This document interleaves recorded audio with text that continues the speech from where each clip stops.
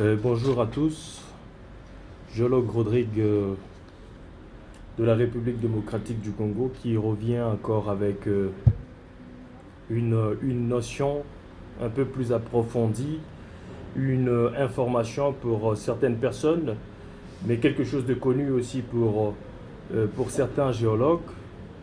Je viens donc vous parler de l'interaction ou encore les liens qui peuvent, n'est-ce pas, rapprocher les deux scientifiques, notamment Levi Bowen et Goldish, qui ont fait, n'est-ce pas, des études respectivement pour Levi Bowen entre, n'est-ce pas, 1915 et 1928, et vous avez aussi Goldish qui est venu juste après, n'est-ce pas, les études de Levi Bowen.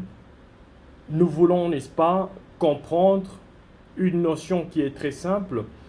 Si vous n'étiez pas au courant, je viens vous informer aujourd'hui que lors d'une cristallisation fractionnée, les minéraux derniers formés, si je peux dire comme ça, les minéraux derniers formés présentent une grande résistance à l'altération météoritique. Alors, Levi Bowen, qui a, n'est-ce pas, étudié entre 1915 et 1928 l'ordre de formation de minéraux lors, n'est-ce pas, d'un refroidissement du magma, n'est-ce pas, lors d'une remontée magmatique. C'est-à-dire, il présente, n'est-ce pas, des minéraux selon qu'un minéral peut, n'est-ce pas, réunir les conditions de formation à une température donnée, selon que, n'est-ce pas, vous pouvez télécharger la série réactionnelle de Bowen, n'est-ce pas, sur Google, n'est-ce pas, et savoir que vous avez des minéraux, n'est-ce pas, ultra basiques qui se forment à des températures très élevées vers 1100 degrés Celsius, notamment la série, n'est-ce pas, des péridots, où vous avez, n'est-ce pas, le pôle ferrique, la fayalite et le pôle magnésique qui est la phosphérite, avec, n'est-ce pas, comme intermédiaire l'olivine. Alors, Bowen, qui a établi sa série, n'est-ce pas, réactionnelle, c'est là que nous pouvons être dans une série discontinue, allant, n'est-ce pas, des péridots, n'est-ce pas, passant par la biotite, c'est-à-dire le méca noir jusqu'au quartz, ou encore, selon que nous pouvons être dans une série continue, allant, n'est-ce pas, de plagioclase basique, n'est-ce pas, donc contenant le calcium, passant par le plagioclase acide, n'est-ce pas, contenant, n'est-ce pas, le sodium, jusqu'au quartz. Alors, il est important pour un géologue de connaître par cœur la série réactionnelle de Bowen. Pourquoi? Parce que le géologue peut déjà déduire, n'est-ce pas, en présence d'une roche, dans quelle formation, n'est-ce pas, dans quelles conditions de température et de pression, n'est-ce pas, telle ou telle autre roche, n'est-ce pas, s'est formée. Ou encore prédire, n'est-ce pas, le comportement, n'est-ce pas, d'un magma lors de sa remontée magmatique.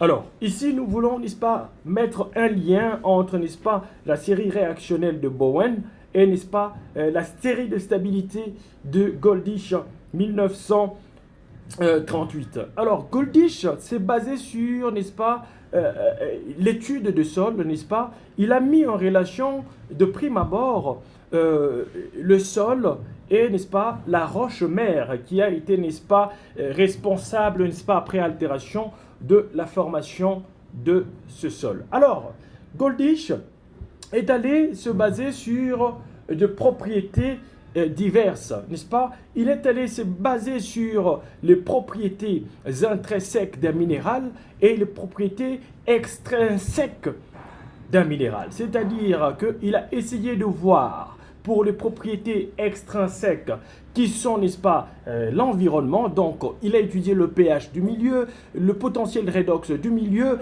il a étudié le climat. Alors, Goldish a essayé de voir est-ce que ces propriétés intrinsèques jouaient beaucoup plus sur la stabilité des minéraux ou encore des propriétés intrinsèques, c'est-à-dire les propriétés propres, n'est-ce pas,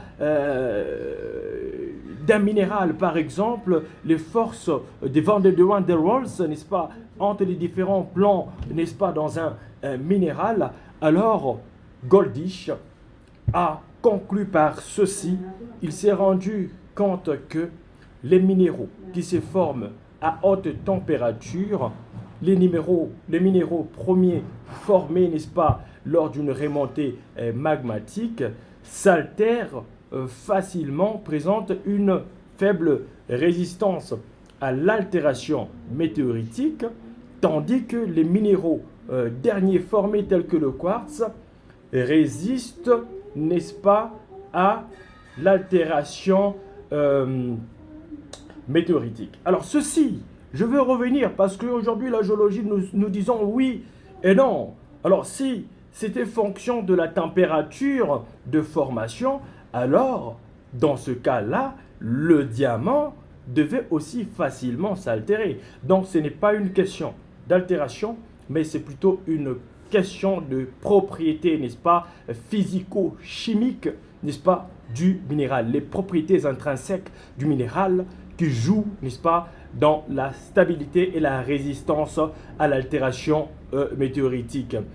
Chingama Rodrigue, géologue de la République démocratique du Congo.